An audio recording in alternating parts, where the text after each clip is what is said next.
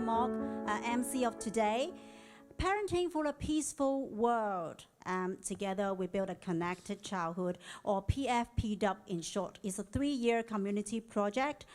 Parenting project made possible by the generous support of core partner and funder, the D.H. Chen Foundation, and organized by EDiversity, a parents-initiated charity. And the program is based on main messages of a book. I don't know whether many of you are fans of the book, which is called Parenting for a Peaceful World, which has been translated into Chinese by EDiversity again a couple of years ago. And with our cultural context in mind, we have invited counseling psychologist Dr. Bianca Ho to design a 3-year program to suit the parents' needs in Hong Kong, and with a focus on the 10 connections. And since 2015, EDiversity has been hoping to bring the authors to Hong Kong to meet all of you and to have a deep discussion about his inspiring work to Hong Kong parents. And now our dream has come true. Okay, so may I know how many of you have read the book, Parenting for a Peaceful World? The Chinese version is 善養小童成大同. Do I see any hands? Oh yeah, a lot of you have read it, but for those of you who haven't read it, I would like to remind you that the author, Robin, has used 10 years to research and 5 years to write the book.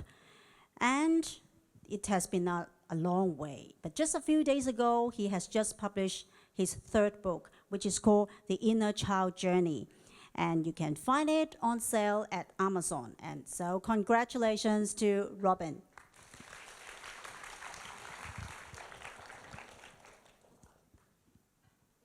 And nowadays, we are all concerned about the importance of children's emotional health. But why is it important?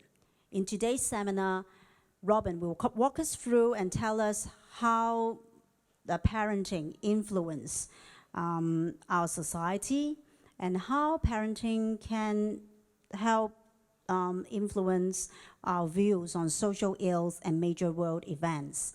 And we believe that one small step in parenting can be a big step in really achieving a harmonious community and a connected childhood. And with this in mind, I think most of you will also agree with me that this is very important and all the more relevant for all of us in Hong Kong at this moment. And so, without further ado, please join me to welcome Robin, and I'll give the stage to him. Thank you. Thank you, Sandra. Thank you very much.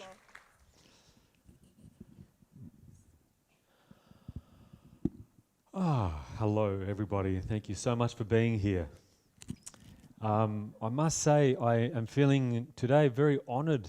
I'm really enjoying my I arrived in Hong Kong yesterday. I'm enjoying my first day of engaging with your community very much today. And I think I would have to say this is my favourite mode of travel, because this is how I get to really meet the community and to learn from you. So I'm very, very appreciative of that, and all of you for taking the time to be here.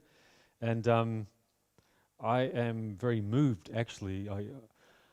Today I've been forced to contemplate this unfolding story of a book that I wrote, not knowing who would read it, not knowing if somebody would read it. It was my first book, and I had no idea where this would end up. And this book has had a tendency to grab me by the shirt and to yank me in all kinds of very unexpected directions. So it's all a fantastic surprise, a very humbling surprise for me as well. And so this is the next part of the story, I guess. We're sharing this conversation today. Thank you very, very much. I think I will always be grateful and more than grateful, impressed and amazed by EDiversity and the people that did such a beautiful translation of my book, and although I cannot understand what I see on the pages, as you can imagine, instinctively I trust what is there. I think somehow that it speaks more beautiful in Chinese than it does in English. And the design is particularly lovely to me. Parenting for a peaceful world. Parenting for a peaceful world. Childhood is the way that we write the story of the future.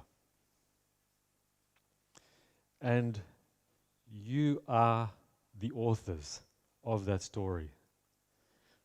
What I'm hoping that will happen for all of us as a result of our discussion today is that we will all feel a little bit more or a lot more of a sense of our agency in the world, that we're not just floating along with destiny. We are the co-creators of destiny, and childhood is very much how we write the program of our society. That's what I learned from the research for this book. I was so fascinated. I did not realize initially that I was researching a book. It's just that when I discovered the science of psychohistory, which is historians that try to understand how societies are formed through the way that the children are customarily related to. I started reading that and I could not sleep. I became obsessed because it was so utterly fascinated and it answered so many questions, and I got incredibly excited about wanting to share this with as many people as possible in a non-academic language. This is something that everybody, all of us should know. I think to some degree we all know that the way that we treat our children is how they will treat the world. I think we all instinctively know that, but something happens that is new in our story when we know that consciously and we use that knowledge to create what it is that we so need to create.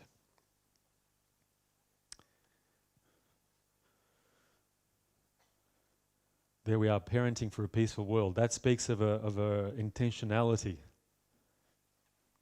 If you pick up any history book, most of it is violent. On most pages there is blood. 10 to 12,000 years since civilization and records began, we have been at war with one another, often at war with the natural environment, at war with the non-human world. It would be understandable for someone from another planet to look in and to come to the conclusion that human beings must be vicious and violent intrinsically, because look at the way that we have been treating one another. Not all of the time, but for much of human history. What do you think? Is it our destiny to be violent? To continue to be violent? What are your beliefs about violence?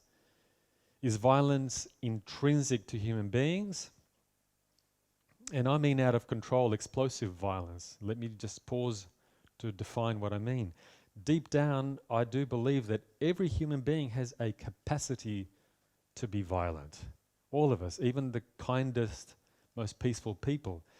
If you put somebody under a situation of incredible threat, we do have the capacity to react in a moment in potentially a very regrettable manner. So we all have that as a potential. But the violence that I'm referring to, the violence of history, is explosive, chronic violence. The predilection to violence, habitual violence, criminal violence, political violence, domestic violence. Is that intrinsic, or is that perhaps a symptom of something? As you can guess, I have a preconceived sense of this, but it's not just a personal bias. What I want to share with you now is the results of an accelerating and very exciting science, the science of brain development. It explains so much. I wonder if it will surprise you to hear that what we understand now that we have closely studied the human genome. There is no gene for violence. Nobody in the history of humankind was born to be a chronically violent person. We're born with different temperaments determined by our genes, but no one is born to be a criminally or abusively violent person. There's no gene for violence. Furthermore, whereas we once believed that the genes that you were born with determine your personality and your manner of relating to the world, and that is all unchangeable, and you can blame what you do on your genes. That's not true in the way that we once thought, and in fact, our genes operate as is now understood. The new science of genetics is epigenetics. Have you heard of epigenetics? Is that because you read it in my book, or have you heard that generally? There's a lot of conversation about this in the world. Epigenetics, the way that it works, roughly speaking, and I'm not a geneticist, so if there's scientists among you, you will probably may sound a little childlike to you in my simplicity. However, it's something like this. Our genes are like a switch, a binary switch. And that our environment, especially in childhood when we're growing up, it plays upon our genes like on a piano. Some genes are switched on and they will express.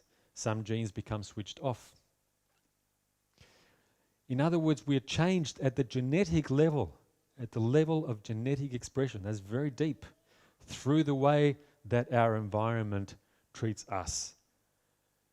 Perhaps through the way that the environment treats our parents and our family.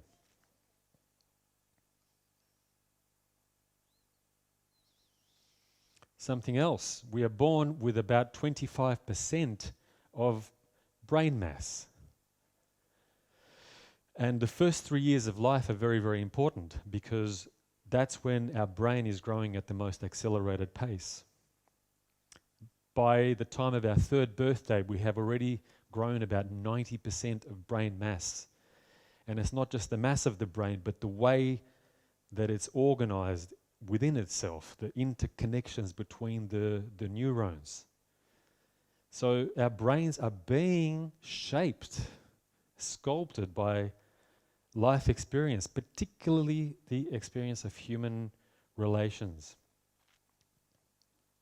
So you can be born, you can clone two children who are born with exactly the same, perfect twins, and you put them in radically different environments. One that is very empathic and nurturing, one that is very neglectful and punitive. They will be both genetically changed by that experience, and their brains will grow in different directions. Therefore, their behavior will grow in different directions. Does that make sense?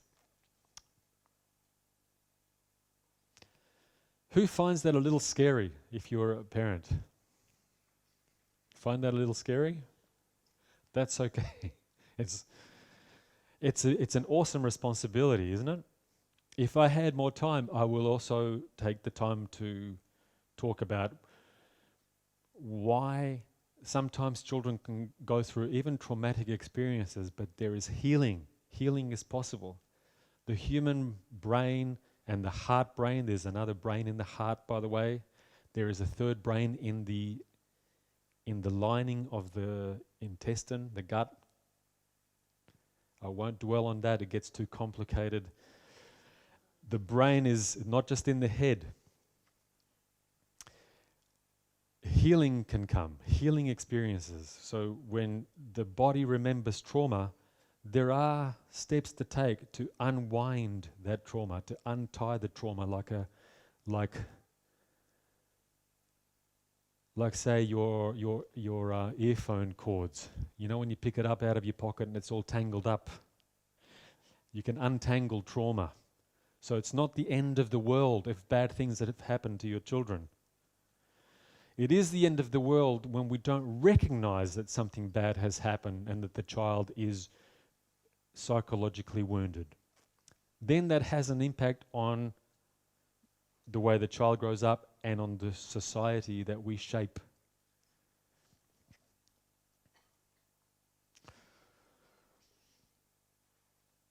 They also discovered, this is very exciting stuff, that the human brain has centers with interesting names that are too long to remember, and I'm not very good at remembering this stuff. Too many syllables, and I think I'm about to drive my translator crazy right now. You look how scared he looks. The prefrontal lobes, the orbitofrontal cortex, try that in Mandarin. The anterior cingulate gyrus. What I'm trying to impress upon you is that there are designated brain regions for the human experience of empathy. Those brain areas, and also one more, mirror neurons. Neurons that are like a mirror. They give me a mirror experience of your emotional experience. So what you feel, I feel a little bit too when I see you. Your laughter becomes my laughter. Your pain becomes my pain. This is how we're all linked. And these brain regions aren't set at birth. Think of them like the muscle of empathy. And this muscle will atrophy when we're not receiving empathy or giving empathy. It grows from use. It grows from use, or it fails to grow. So the way a person arrives at birth does not determine who they will be in terms of their capacity to love and be loved, their capacity to respect and be respected. Childhood is how we write the story of the future. And when we are parents, grandparents, elders, school teachers, anybody who has anything significant to do with children, we are the empathy farmers. We are the cultivators of the crop of empathy for the next 2 or 3 generations. Each day, through the way that we interact with our children, consciously or unconsciously, we are voting.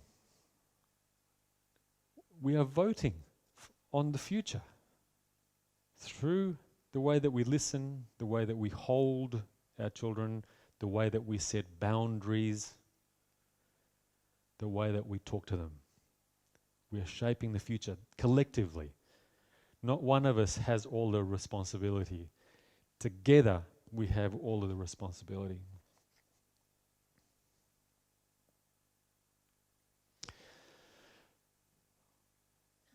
Part of how the brain, and particularly the empathy centers of the brain, how this is sculpted through childhood, is, let's talk about cortisol. Cortisol is a necessary, healthy hormone that is part of the chain of the stress, the human stress response. We would be lost without it. It's necessary. It enables the response of fight or flight. Absolutely crucial. When a child is in fear, when they feel alone, abandoned, or threatened, cortisol is generated.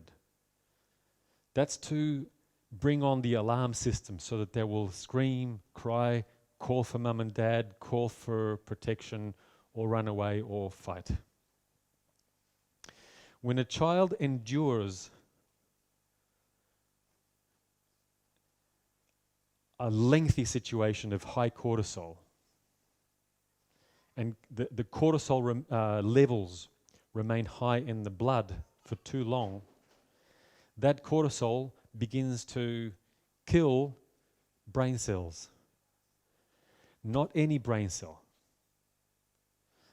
In particular, brain cells in the areas that are about regulating our emotions, containing our impulses. Very important part of the brain, containing the impulse. That's why sometimes you can feel angry, but you speak. You don't attack. You want to attack, but you don't. That's because we have these brain areas that enable us to hold back when it's important to. Impulse control, emotional regulation, and empathy. Those brain areas are attacked by cortisol if it remains high for too long. And it starts to shrink that part of the brain. I'll show you some images of the brain that has been damaged that way. See, a human child can go through great spikes, great levels of elevated cortisol. In a normal lifespan, there is great stress. We can't control everything that happens to our children. It's impossible. And things that are way outside our control, climate events and earthquakes and strife in our society, and somebody loses a job or a parent gets ill, somebody dies, frightening things happen, they get lost in a crowd, all kinds of stuff. And then the cortisol will spike and a child will become very, very alarmed. They survive that very well. They learn about stress that way. If afterwards there is comforting soon enough, if we make their emotions important, the cortisol can go to 100% and then come down, and they process that experience very well with your help, conditional upon us supporting them. Stress is not the problem. What the problem is overwhelming stress that remains that way, day after day, and it'll start to affect the brain.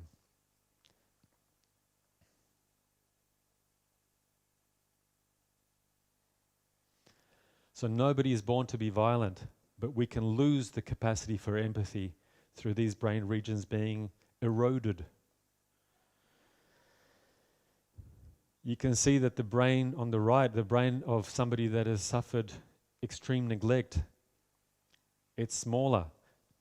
A child that has gone through, and this image is about a very, very, very extreme case.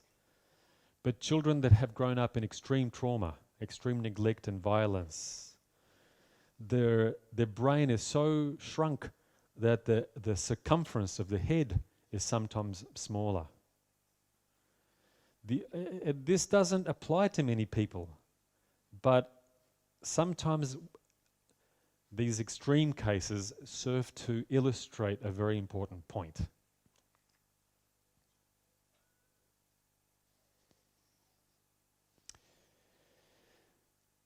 Have you heard of the hormone oxytocin? And the scientists are calling this the hormone of love, oxytocin. Because now I'm about to tell you the flip side of the story. Whenever a baby is being held warmly, gently, when a baby is being breastfed, when you're having a lovely, interesting conversation with your child, when you hug your child, when you play together, oxytocin is being generated and is released into the bloodstream. Oxytocin helps us to feel closer to one another, more tender, more affectionate. They call it the hormone of love. And right now there are people trying to devise a way that you can spray oxytocin into your nose. You see how interesting we are? Every piece of good news, somebody wants to try to make money from it. We are definitely a very, shall we say, enterprising species. Okay, but I will ruin their business model. I will ruin their business model. If you want to generate oxytocin free of charge in your own body, have a hug with somebody you feel very safe with. Oxytocin free of charge. Love making, very high levels of oxytocin. Childbirth, at the moment of childbirth, as long as the birth is natural, that there aren't too many chemicals, obstetric injections coming in, there is the greatest flow of oxytocin that will happen in the entire lifespan. Oxytocin is like the love potion. Have you heard the fairy tales when if you drink the love potion, the first person you look at, you fall in love? I think, and this exists, it's oxytocin. At the moment of childbirth, the mother is absolutely overdosing on the drug of oxytocin, like at no other time in her life. This goes straight through the umbilical cord to the baby. So the baby is absolutely drunk on oxytocin. What's interesting is if the father is attending the birth, as fathers do, helpless, awkward, but the father is falling desperately in love. The levels of oxytocin in the father's bloodstream is unusually high. Everybody is in on the party. And that's nature's way, that the first pair of eyes that baby sees is mum's eyes, and the baby and mum will fall head over heels in love with one another. And if that does not happen at childbirth, and it's the most potent opportunity, it can happen afterwards through the touch, the feeding, the holding. Nature's design is absolutely uncanny. But there's another thing from oxytocin that I haven't told you yet that's a double benefit, which is that oxytocin works like a fertilizer. It feeds the plant, it feeds the crop, makes it grow. Of what? Of the neural pathways, the brain matter, in the same parts of the brain that cortisol destroys. So your brain gains weight. You get a fat brain. That was supposed to be funny. That joke works at home. That's the beauty of different cultures. You're out of your comfort zone. But it's true. And it's true, and they've measured it with very sensitive equipment. After your child is born, mothers' brains they grow in weight. So that's what the weight thing was. It's the brain getting fatter. It's not what you thought it was.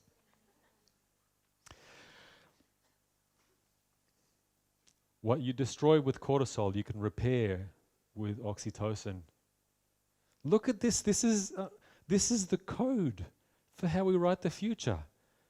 And one way of thinking about it is that the collective art of child raising, you can think of it as a way of manipulating the cortisol and the oxytocin flows in a population of children. Whether we like it or not, we've been getting the results of this from the beginning of time. How about we do that more deliberately? So does this mean, going back to the human condition, if history has been as violent as it has been, horribly violent, almost all of it, almost everywhere, does this mean then that childhood has been very violent for the most part? Has it been a high cortisol childhood? And I was so surprised, actually shocked, to discover that the answer to that is yes, a very, very big yes. The story of how not everybody, there's always a lot of exceptions, but for the most part, the customary approaches to raising and educating children have been riddled with great, great violence and neglect. For example, and for this reason, when I was doing my research and my reading, often I could not sleep because it was shocking to me. Painful, very painful to read. In all of the ancient civilizations, the Aztecs, the Inca, in the Americas, the Greeks and the Romans, the Egyptians, the Babylonians, ancient India, ancient Chinese civilizations, the pattern has been quite clear of great violence towards children. Parents used to kill their own unwanted children, and this was normal. This was accepted and condoned. Children were commonly used as sexual objects, and people were not hiding that. It was openly spoken about and is very clearly documented. Children were punished brutally, and they were often used as slaves across all of these civilizations. This is a collective history for humanity.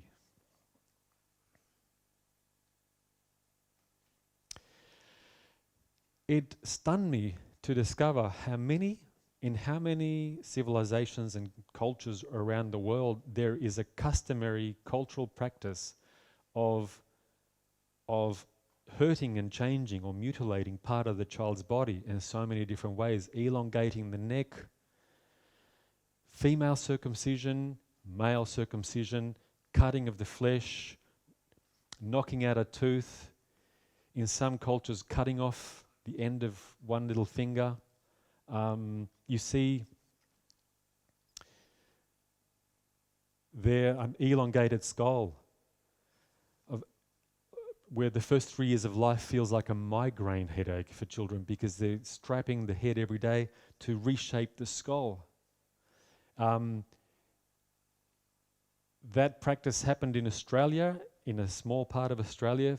It was present through a few thousand years and it disappeared. It was true for a lot of North American Indian places where this is how little children went around, squashed into that shape. The Huns in Central Europe, you'd be familiar with, can you see that? Foot binding for girls. I believe that was finally completely outlawed by the communists in the 1950s, where the last remnants of that practice ended. Excruciating first few years of life, every day. And nobody has shown me an explanation why so many cultures around the world are mutilating the body of the child. It finally occurred to me that as horrible as this is, I think it has been an adaptive attempt, a terrible experiment to try to toughen children up, to increase the cortisol levels. And when there's a lot of trauma in early childhood, cortisol will remain the resting level of cortisol. In other words, the baseline cortisol level remains high for life. That means a child with some reduced capacity for empathy, but a better capacity to fight. And this was part of a complex method for creating societies of children that will not be independent, creative, but obedient and comfortable with warfare. Comfortable enough with warfare. Too much empathy is not helpful when you need soldiers.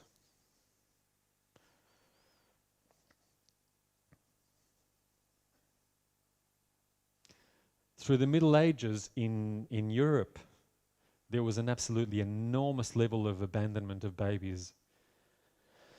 And this is something that we don't get taught when we study history in school or university, because generally they teach us what the powerful men were doing. History doesn't say much about women, and it says almost nothing about children. You have to go looking for the evidence. This is what the psychohistorians did. Enormous level of abandonment. In the streets they would drop babies and leave them to die, or abandon babies on the hillside. To such a degree that there were most European towns and cities had to build foundling homes. They called them foundling homes. You could drop a baby in a revolving door anonymously and turn the door and make your baby disappear. The care of babies was so appalling, some of them had a survival rate of 10%.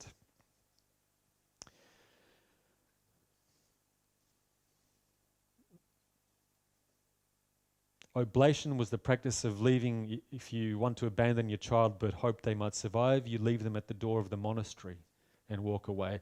That child will then be taken in and will have no choice but to become a monk or a nun. So in Europe, most religious practitioners, monks and nuns, they didn't go there by choice. It wasn't a career or a calling. They were abandoned babies.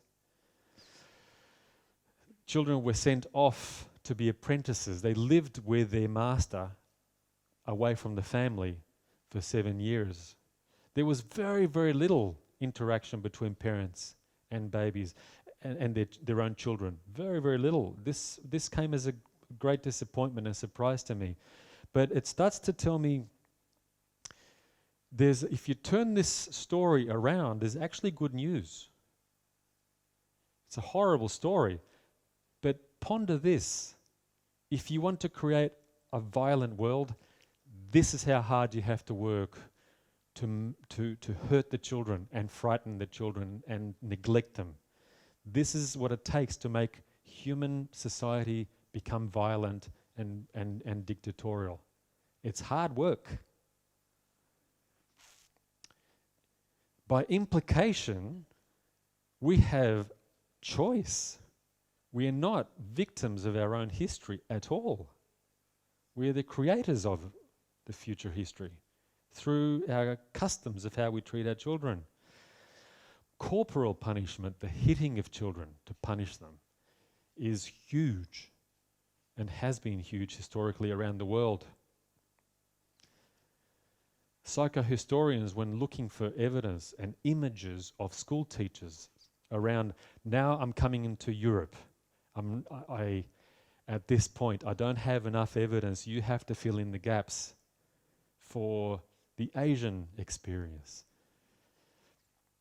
To me, this explains why Europeans were hungry to colonize and to take over and to dominate and to send armies and to destroy and to crush other cultures. Mass trauma survivors acting out their trauma. They could not find one image of a school teacher that wasn't holding a weapon to hit the children.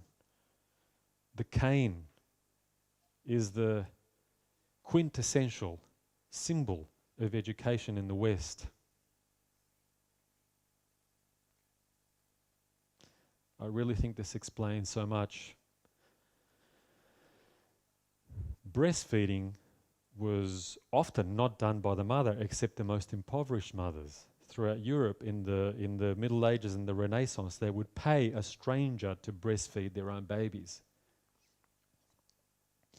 Very, very common practice. Anyone that could afford it. It's as if people did not want opportunities for intimacy with their child. And things did not improve much when the industrial era began in Western Europe, in England, through the Victorian era, the 19th century.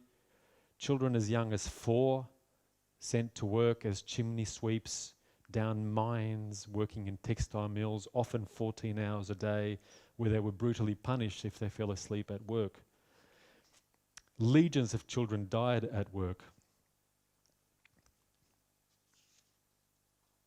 I'm hoping that by now you're starting to understand the picture that chronic violence is actually a completely preventable disorder of the brain.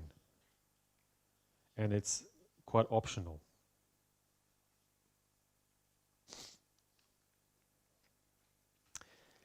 Let's simplify matters.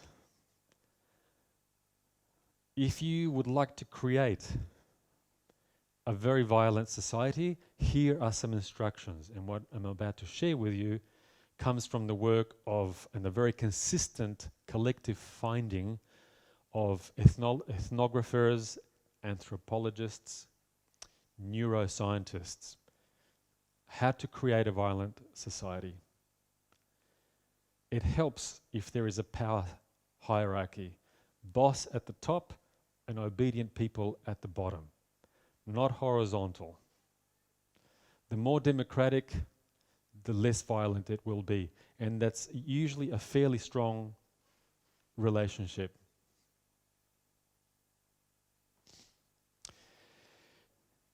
It helps if you want a violent society if it is patriarchal. The more patriarchal it is, in other words, man is boss, woman is obedient, woman has one job and only one job, and that's at home. Woman is subservient. The more patriarchal, the more the difference is between the power socially of the genders, of the sexes, the more belligerent and warlike the society tends to be. And that's been a very consistent finding. Number 3, there tends to be that the more sexually repressive the society is, that tends to be linked to more violence as well. But the most important factor, authoritarian, harsh and punitive parenting.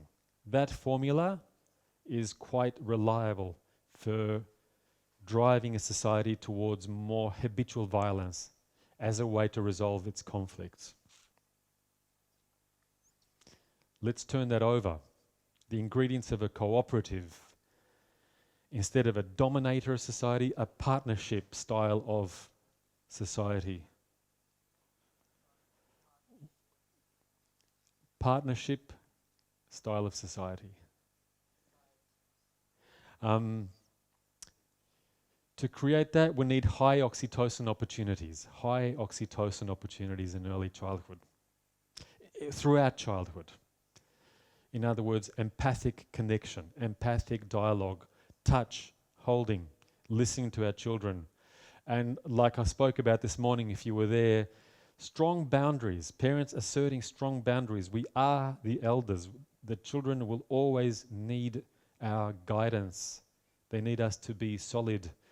But in the past we use punishment, pain, shaming. We are much stronger when instead we use assertion. That's a completely different thing. Now, I can't go into depth about that. But it's an old belief to say that we need to punish children in order to create respectful behavior. That does not work. In fact, it backfires. So, non-authoritarian democratic styles of parenting and education.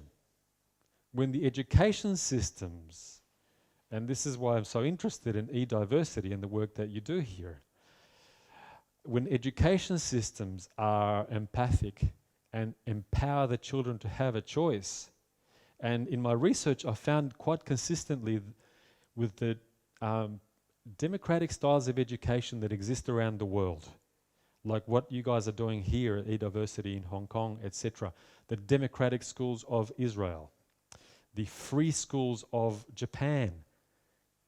Please ask me about that later on. The Sudbury schools in the United States. There's a whole, all different names that they have. Some refer to the emergent curriculum. They give children a choice. They say, what do you love? What are you interested in? You will work a lot, and I will help you to do what you're interested in, not what I force you to do. No force, coercion in education. Those systems, I wrote a chapter for a textbook called on social ecology, and I called it The School of World Peace.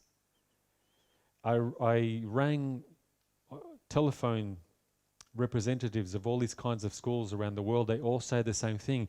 We did this so that the children can be more passionate about what they study.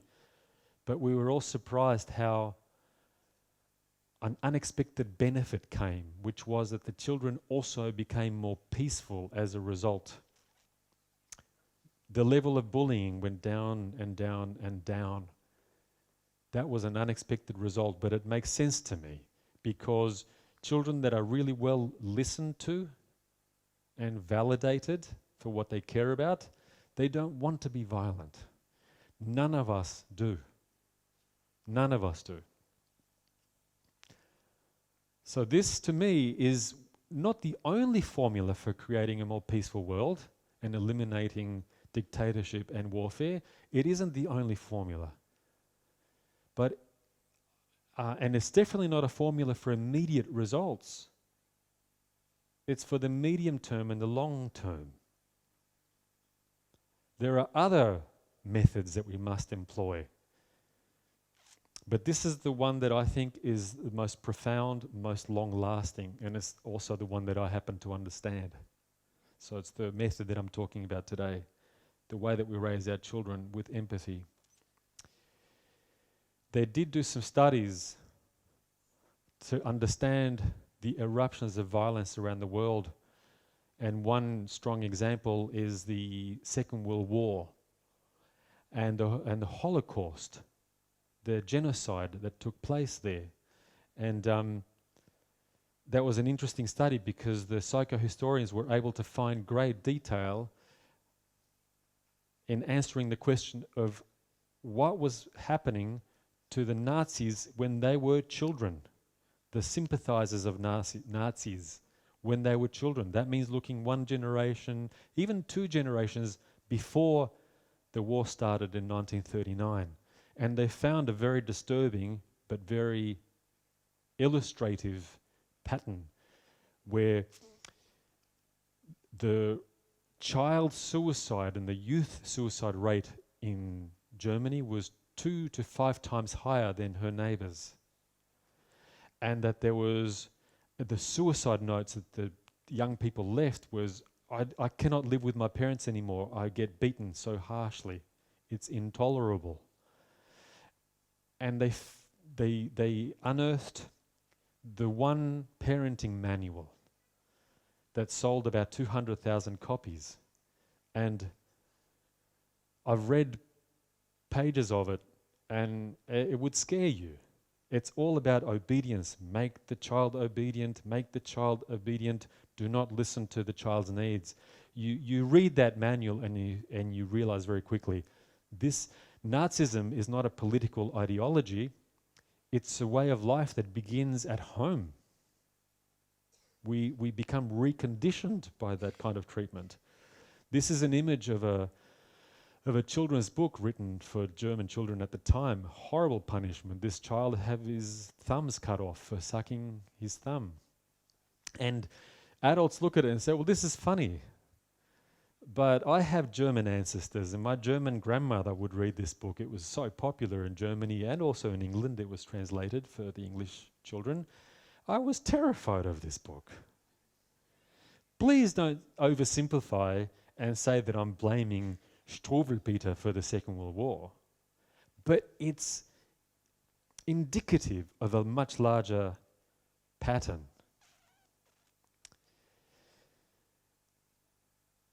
Two sociologists, a husband and wife team, Samuel and Pearl Oliner, they wanted to find out how come there were thousands and thousands of Germans that risked their lives in the era of Nazism to hide endangered people so they would not be taken to the concentration camps.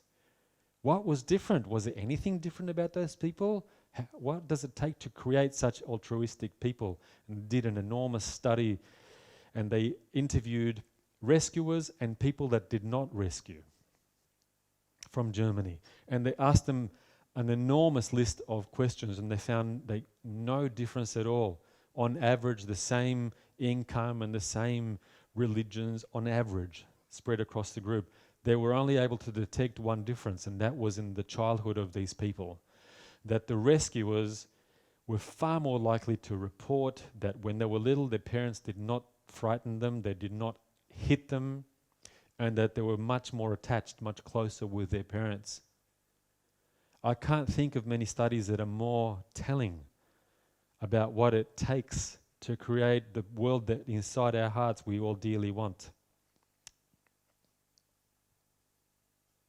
I put that photo in. I'm really happy with how Germany is racing ahead with their environmental legislation, very new. There's solar energy all over the place. And I won't have time to explain this today, but this photo represents something for me, that when we are raised with empathy, this even translates to our empathy towards the non-human world. There is a very powerful link, and sociologists have studied this a lot, between our care of the natural environment and the way that we have been cared for as children.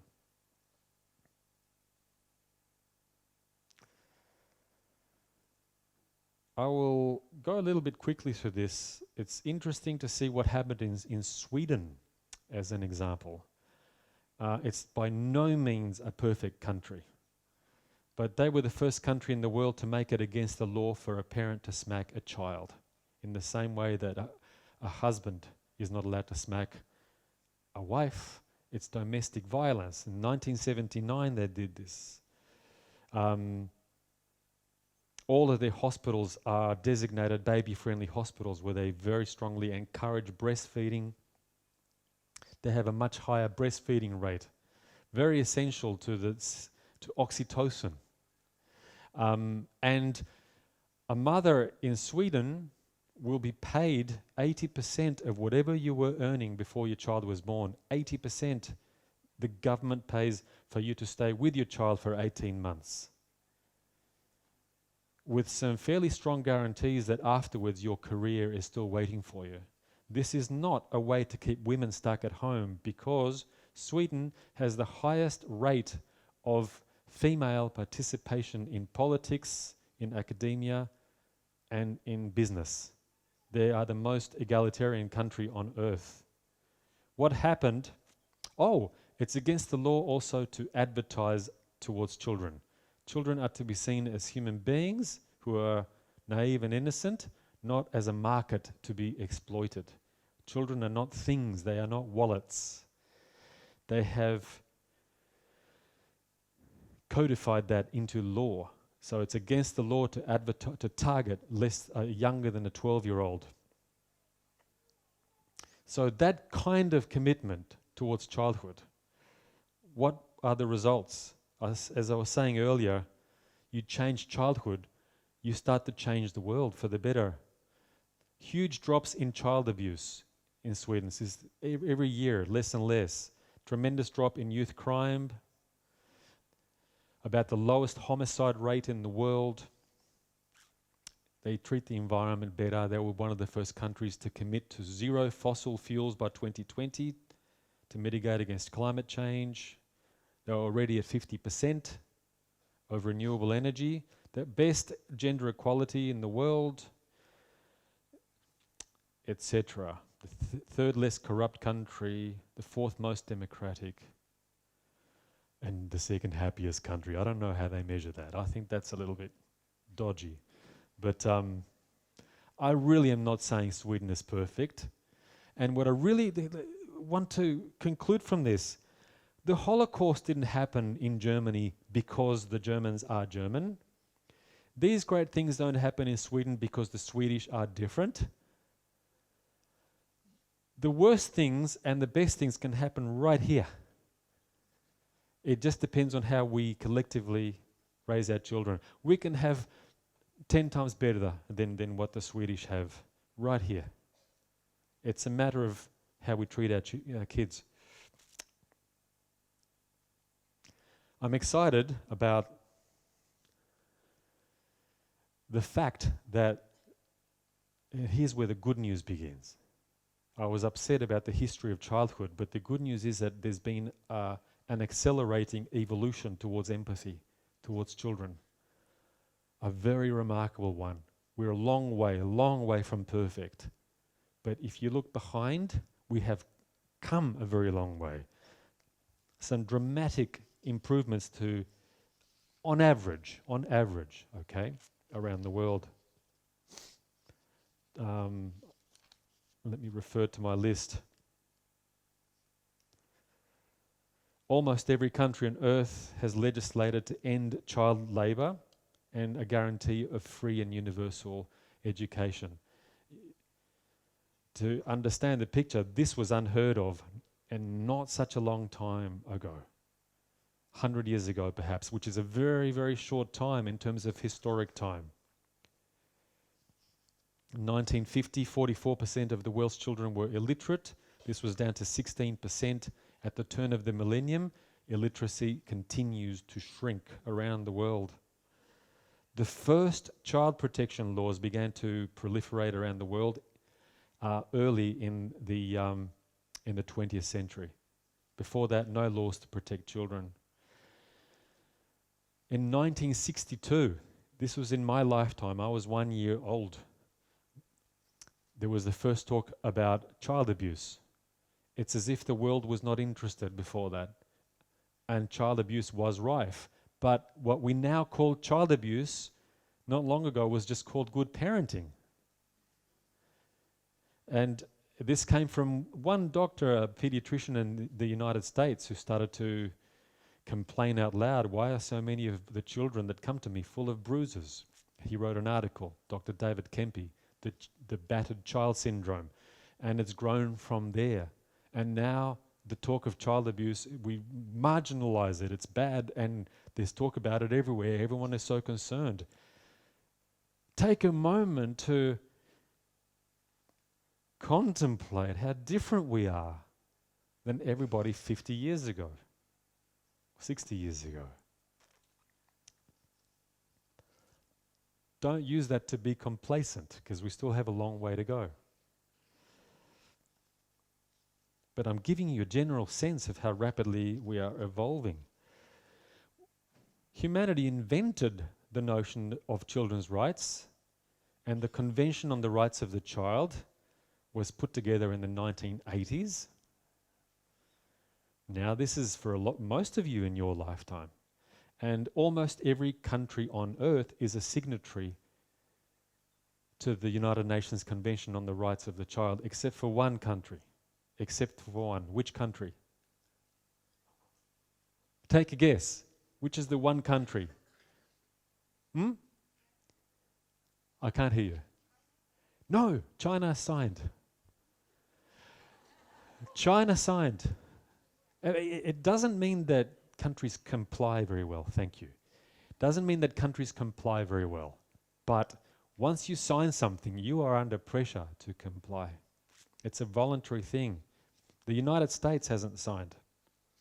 They refuse to sign most conventions. We could have a long conversation about the United States. Our wonderful friends in the States who worry us a little bit right now. Did you know that corporal punishment, it used to be so perfectly normal. It is now against the law. Sweden was the first country to ban. It is now against the law in 60 countries for parents to smack a child. In 60 countries. Georgia, just a couple of weeks ago. Scotland. Every year, 3 or 4 more nations sign to make it illegal. I believe it's illegal in Taiwan. There are, in schools, I used to be hit with a stick, a cane, when I was a schoolboy in Sydney. And it hurt like hell, by the way. I still remember the name of the teacher. And I forget the names of my friends, but I remember David Sarich very, very well. And I was a good boy every time he looked. But what happened when he wasn't looking? That's when I would get my revenge. It's now against the law in over 120 countries for a teacher. Over 120. This is most of the world. In your lifetime, it'll be the whole world where no child is allowed to be struck. We have to come up with a different way to say no to a child. And we have. It exists. So, go back to everything I told you about epigenetics and cortisol, oxytocin, how the brain grows. Surely, if childhood is evolving, if parenting education is evolving, this must have yielded some benefits. What are the social improvements? Are societies behaving better around the world as a result of this? Let's take a temperature reading. I think the world is still a pretty terrifying place, but there's been a lot of growth and evolution. By the way, I'm calling this, I think, because there's such a big change already underway, and you will help the acceleration of this change around the world. You will help it from here. I'm calling this the Children's Liberation Movement. It's happening all over the world. I deliberately gave it this name because it's a little bit like the women's liberation movement that began in the 1960s. Liberation of children. That doesn't mean they're allowed to do whatever they want. But democracy is not about anarchy. Those things are very different. Some examples of the Children's Liberation Movement. I'll press the right button this time. There are great reforms around the world. I don't have time to tell you. I'll have to go a little bit faster right now. To naturalize, to take the trauma and the over-medicalization away from childbirth. Midwife-led home birth or water birth. To take the violence out of childbirth. Lots of movement in that direction around the world. The return to breastfeeding, which was taken away by the companies that profit from selling powdered artificial food for babies. Breastfeeding is returning at varying speeds around the world. A commitment to natural parenting where we listen to our babies. The movement to non-violent parenting. As I said earlier, 60 countries where it's illegal to hit a child. There are 55 more countries currently debating that law underway. It's getting closer. International Society for Early Intervention. Early intervention means that the local governments, state governments are starting to provide more money for people to support parents, to come to your home and support attachment-based parenting, because parents need more support. It takes 4 adults to look after one baby. Mum and dad are the more important, but they need their backup. We're only as good a parent as the support that we receive. When somebody said it takes a village, that's not just a little bit of poetry. That's science. Governments are beginning to put more money in that direction. And there is an accelerating growth of progressive styles of education. As I was mentioning earlier on, under so many names, the emergent curriculum, it's growing and it has a dividend in the reduction of violence. Now, has this started to make a difference? In social justice, the growth of equal rights for the genders, the growth of a commitment to protecting the rights of indigenous and ethnic minorities. Very, very new in human history. More and more basic safety nets for the vulnerable in society, the old, the poor, the disabled. The growth of labour rights, that's less than 100 years old, industrial laws. And for equal rights for people with diverse sexual preferences, that's growing around the world. Democracy is growing very rapidly. There used to be no democracies not so long ago. Today, around 140 nations. Why that's important is that the more democratic countries there are, and by the way, I don't think democracy is on or off. There's a very broad spectrum. But as we slide in that direction, there is less warfare. The more democratic countries are, the less they go to war against each other. That's been very methodically measured. So it's a very exciting thing that's happening with varying degrees of success around the world. By the way, I live in Australia. I vote in Australia. There are democratic elements about Australian democracy and some that would disappoint you terribly, but that's a separate conversation. So I'm not preaching that Australia is a great example of democracy, all right?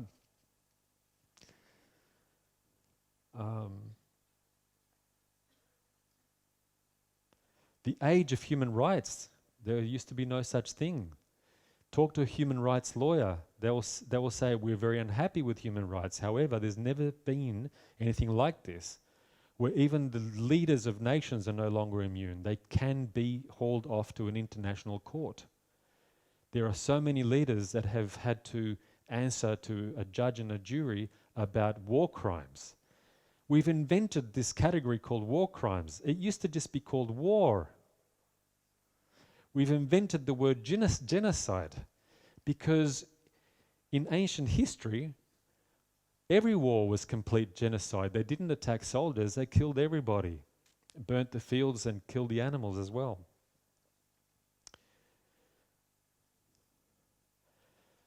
Even the concern, we're starting to extend our empathy to our animal cousins, our non-human family, with the growth of legislation in many parts of the world for animal rights, whether you're a vegetarian or not, but at least the move in the direction of more humane, cage-free chickens, all kinds of...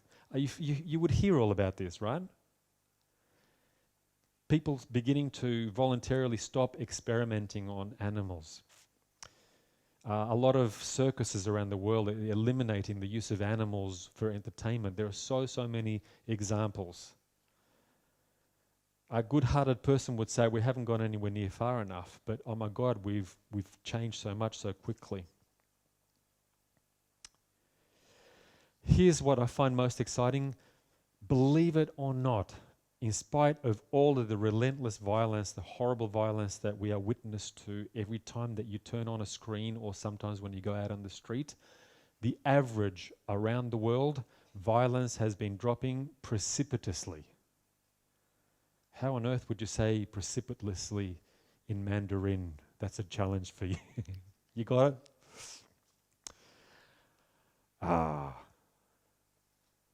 It used to be in the ancient history, 1 out of every 4 people would die as a result of battle. All war was genocide. 200 years ago, it was 10%. Right now, it's about 0.3%, and it continues to fall, despite what's happening in Syria, in Yemen, as a world average. Domestic violence overall, and there are people that are taking very careful analytic research from all over the world. Domestic violence is falling dramatically. Homicide rates have dropped around the world by 20% since 1990. Just about every measure of violence from humans to humans, in historic time, it is very rapidly falling. Look what happens when we treat our children just this much better. How much more can we improve that? Because our greatest challenge is that we're destroying our planet right now. We have not learned how to stop being violent to our biosphere. And I guess everybody is aware of that right now. Considered the greatest challenge that faces humanity at this moment. So, let me check how much time I have. Do I have like -1 minute?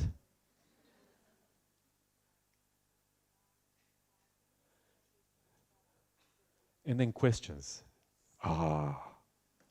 That's very generous, thank you. She said I have an hour and a half.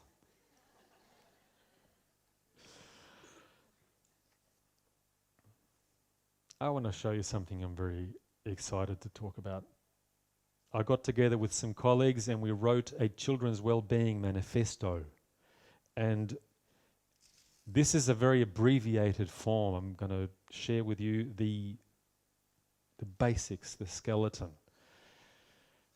These are policy initiatives, because whereas this morning I was talking about our individual relationships with our children, and this afternoon I'm talking about the general thing, our collective, what we can do as a collective for the next generation.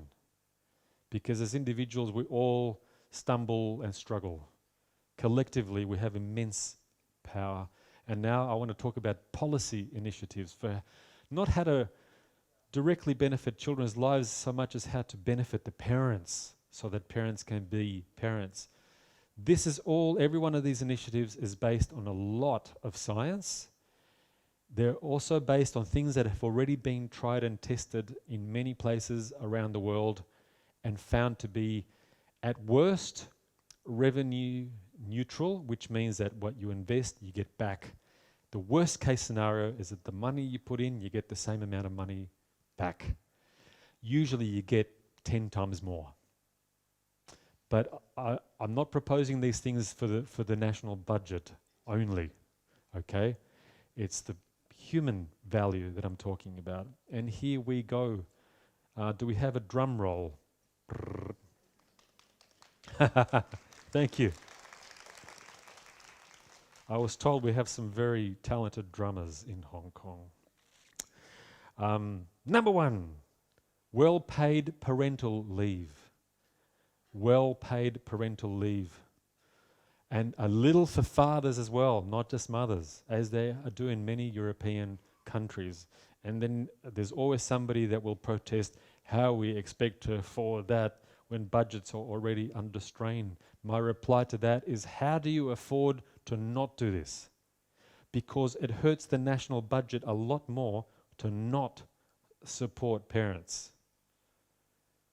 I don't want parents to be well informed only. We need to feel held and supported. We need someone to have our backs and to give us time. Time. You can love your children, but from a distance, it doesn't make enough of a difference. Okay, number 2. This is very dramatic. I like these moments. Ta-da! We should have a choir in the background. Increased support for early initiatives, early intervention initiatives. Every family with a small child deserves some community support. You can decide what form that should take.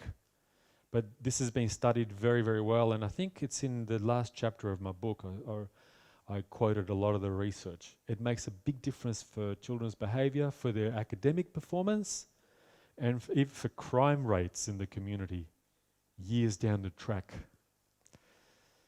France, who famously overspends on welfare and society, but I like this initiative.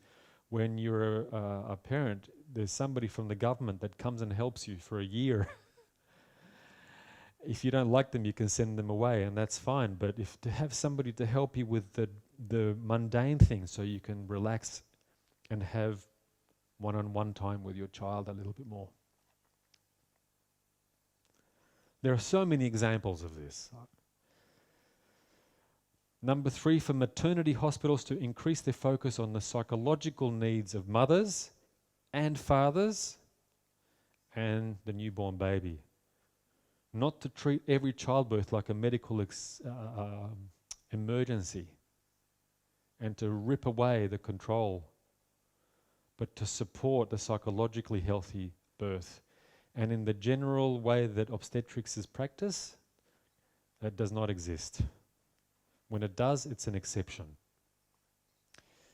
Just one of many, many examples is that the World Health Organization says that there shouldn't really be more than about 10 or 12% cesarean sections. When it's really necessary, it will save a life. Thank God that we have that technique. In some parts of the world, like in South America where I was born, 80%, 90% cesareans. Okay, that's inexcusable. It's traumatizing. And it removes a lot of oxytocin from the system. I could go on about that, but I won't labour that point. Each one of these is a potential avenue for discussion in itself. Support for full-term breastfeeding.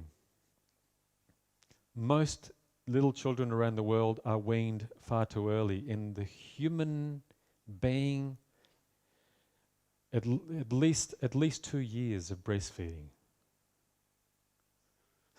supplemented, but that's the natural course for most babies, and that's what's now recommended by World Health Organization, UNICEF, in every lactation textbook around the world and most pediatric bodies around the world. And when you show an Australian parent a 3-year-old child breastfeeding, they think that it's an aberration. And yet, that's what the human being is designed for. Where occasionally, they don't need to be at the breast all day, but occasionally, it's so much more than nutrition. It deeply calms the child, deeply. Talk to a breast milk expert. It's the most miraculous substance. It would be perfectly impossible for a formula company to ever imitate it. You can't, because breast milk changes from day to day and from the beginning of the feed to the last. And I haven't even begun to talk about the immune benefits of breastfeeding. They're enormous. But it requires support. We can't just let mums take over. There needs to be backup. Especially as breastfeeding has been stolen from humanity since the 1960s. We do need to legislate internationally. There is a movement through the United Nations to make the ban of corporal punishment, to redefine corporal punishment as domestic violence. By the way, they don't tend to punish the parents. In Australia, the ban has not come. Our neighbours in New Zealand, since 2007, it's against the law for parents to strike their child. Don't worry, it doesn't make the New Zealanders soft. They still are the best rugby players in the world. I have to say these things because these are the questions I get, for real. But they don't punish the parent.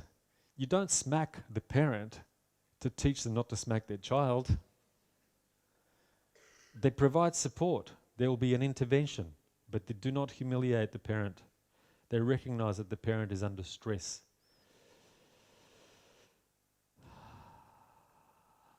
I really want to call, I'm passionate about this, let's stop advertising to children. I used to work with an advertising company and it made me ill to hear them speak about how the spending power of a 3-year-old child, they know how to calculate how much money a 3-year-old child can nag from your pocket.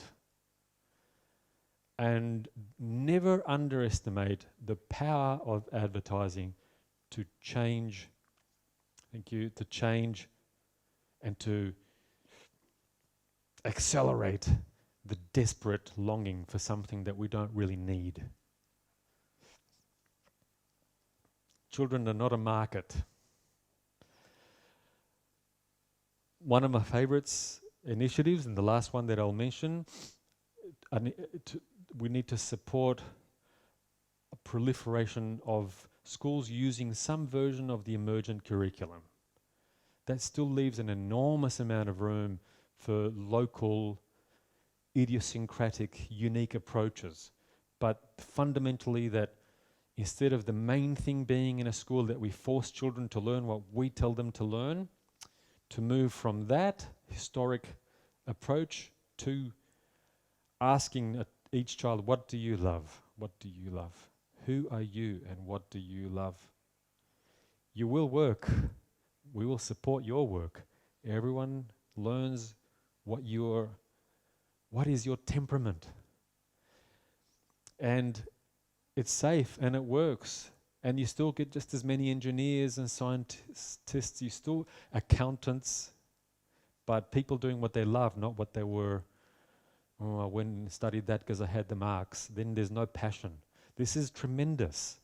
There is an enormous epidemic of people that are deeply unhappy with their work. It causes illness, absenteeism, addiction. I don't know if someone was asking a question then. No, okay. Depression, heart problems, early death. And when people love their work, we do have a problem of birth rates are going down very quickly, very, very quickly. In China right now, it's less than the replacement rate. You can expect over the next 10, 20 years, the population will start to shrink, will stabilize and then shrink. We're going to have a world of mostly old people with not enough young people to support them. That's a demographic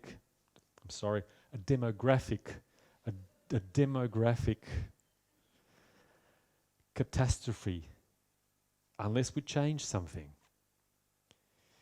People have tried to force an increase in the retirement age.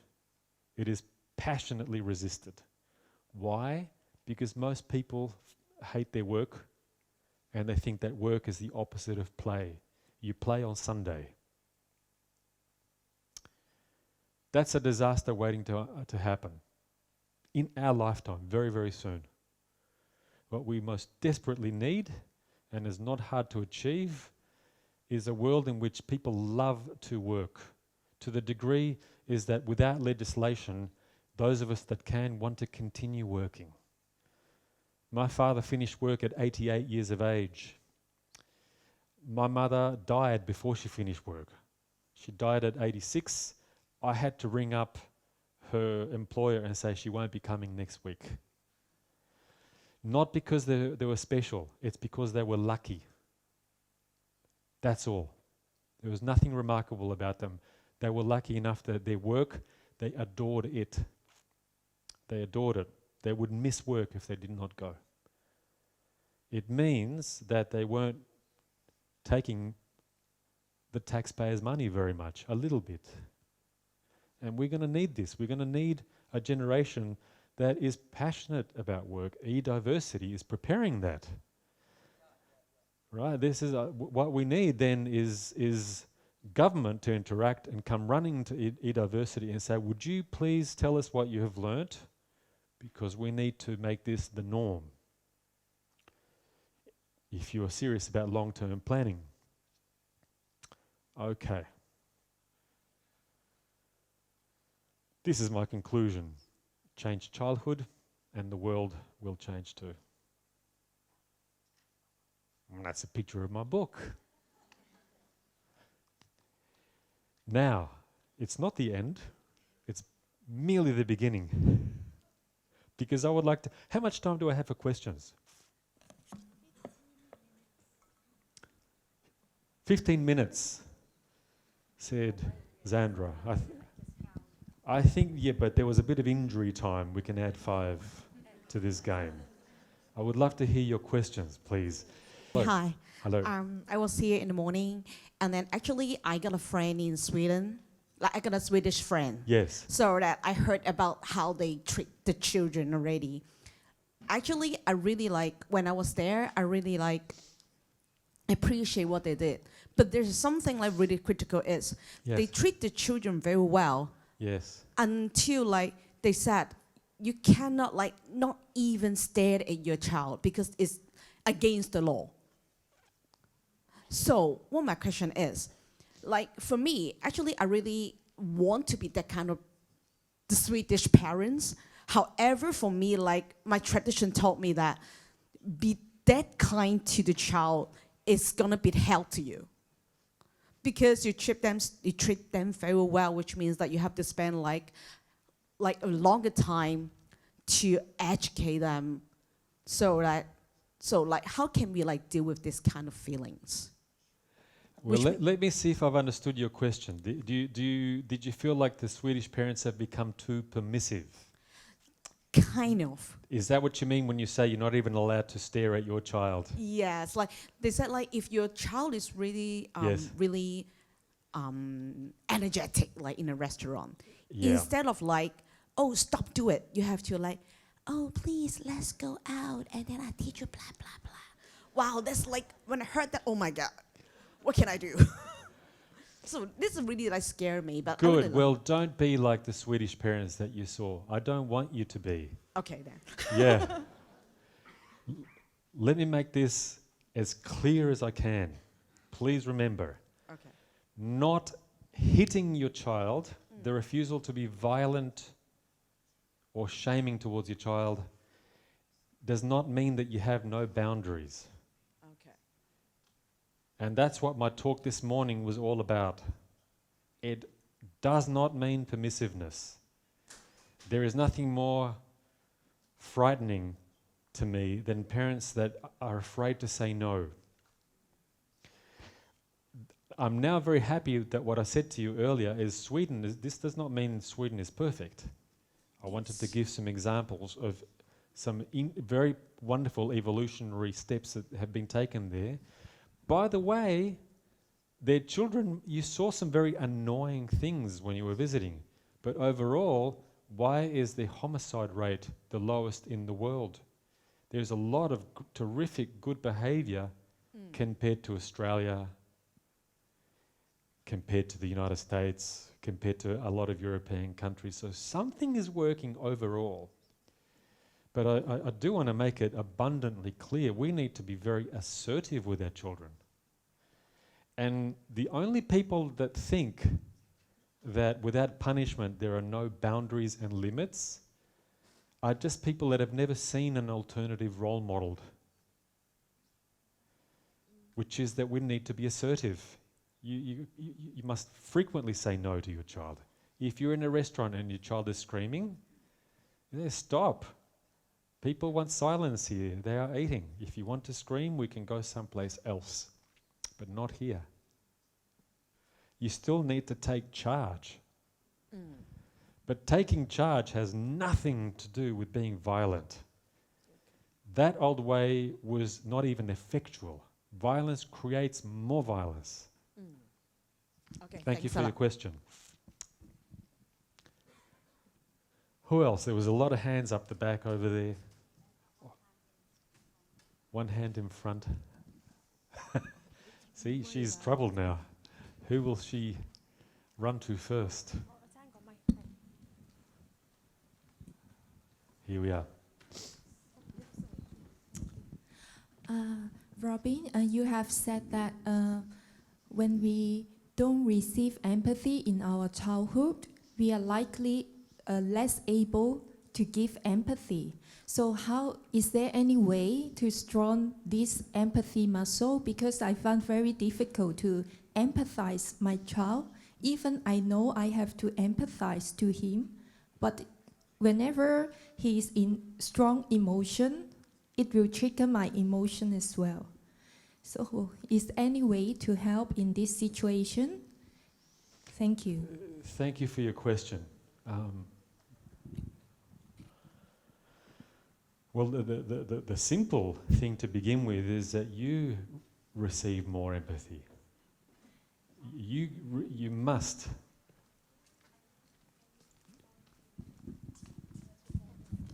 I want you to be to have people must come to you. I don't know how. Friends, colleagues, a counselor, or even you give yourself empathy when you are strained by the work of being a mother. Give yourself more empathy in your quiet times, because it's a little bit like money. It's very hard to give what you don't have. To this, there must be a flow coming in. It's like water. It's like water. We must receive to give. And because so many of us have had difficult childhoods, sometimes it's hard to find the energy to give. Fundamentally, it's not too late. It's not too late. I really want you to understand that. When someone listens to you with care, that increases your ability to pass on to your children. And if you have been left isolated in your life somehow so that there aren't people supporting you, I'm concerned. And I want you to know that that's wrong and it's unjust, so that you deserve a lot more. You do. You really, really do. I can see that. You deserve more. You're trying to be a mother. The world and the community must back you up some more. So even when the empathy isn't there, at least you knowing that you deserve more helps. Okay?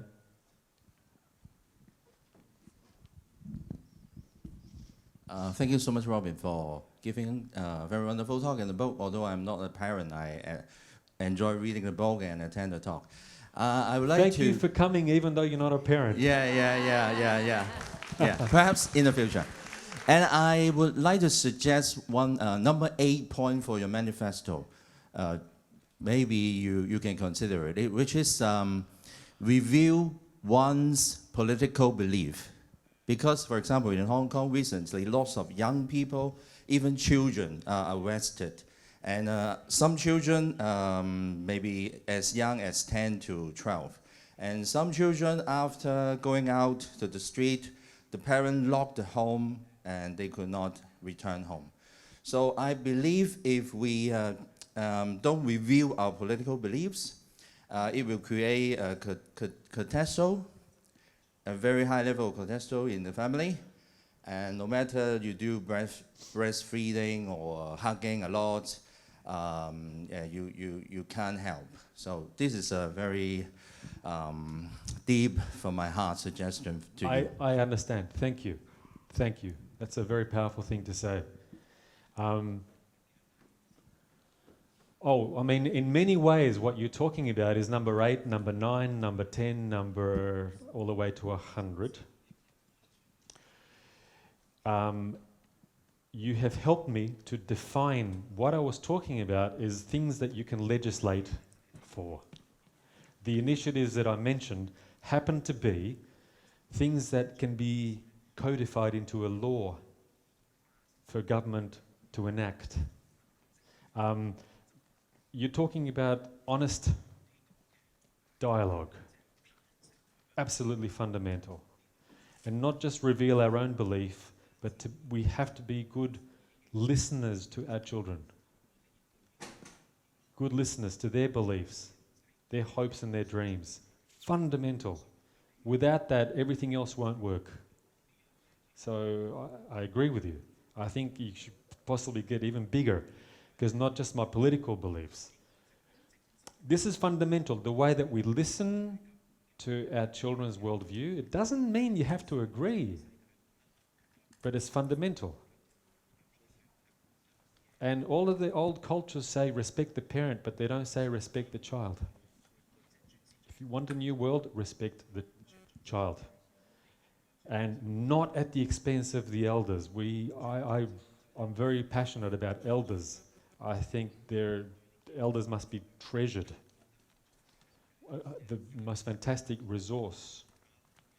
And in Australia we do a terrible job of respecting elders, I believe.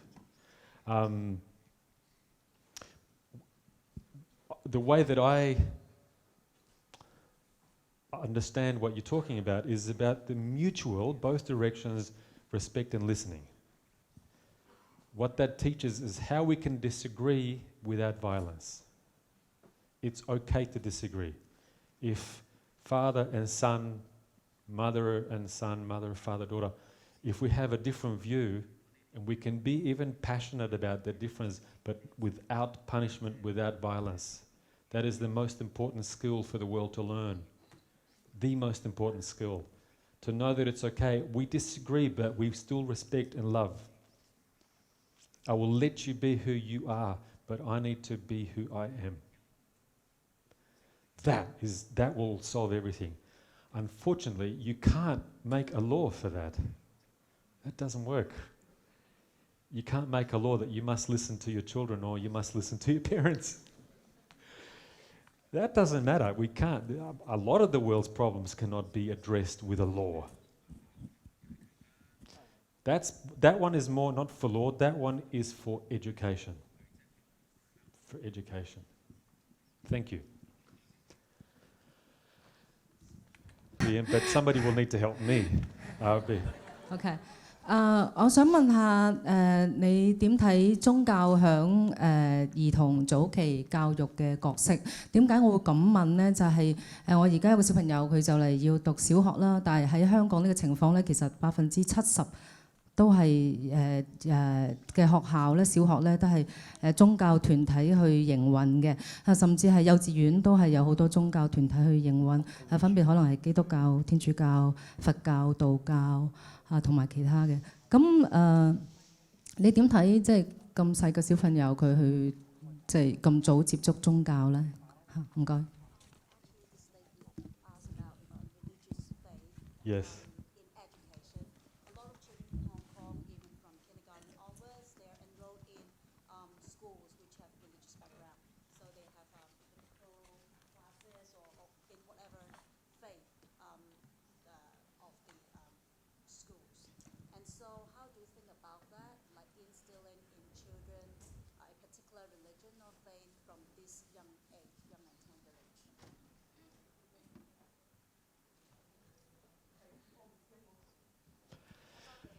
This is, for me, I don't think, I'm not happy with my answer, with my own answer to your question. I don't feel confident. I don't feel like I have an adequate way of answering your question because inside me, I have conflict with myself about religion. Let me begin by revealing myself. Personally, I don't feel aligned with any religion.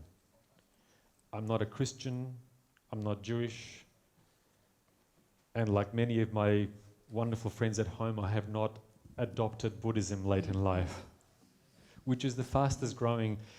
In fact, Buddhism is not, technically, it's not a religion, they say. Okay, so that's me. And I'm worried about not religion itself, I'm worried about certain aspects of very fundamentalist religion. I don't know enough about religions that are from places far away from where I have lived, but I know the religions that have been near me have often endorsed violence towards children, or at least don't blame the religion, but that's the way often people interpret. I'm frightened about that. Now you can understand my conflict, because on the one hand I'm worried about pushing religion onto children, on the one hand.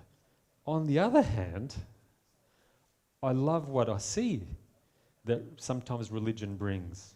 Ritual, community, a way to enact that deep human longing that sometimes we want to give ourselves to something that's larger than ourselves.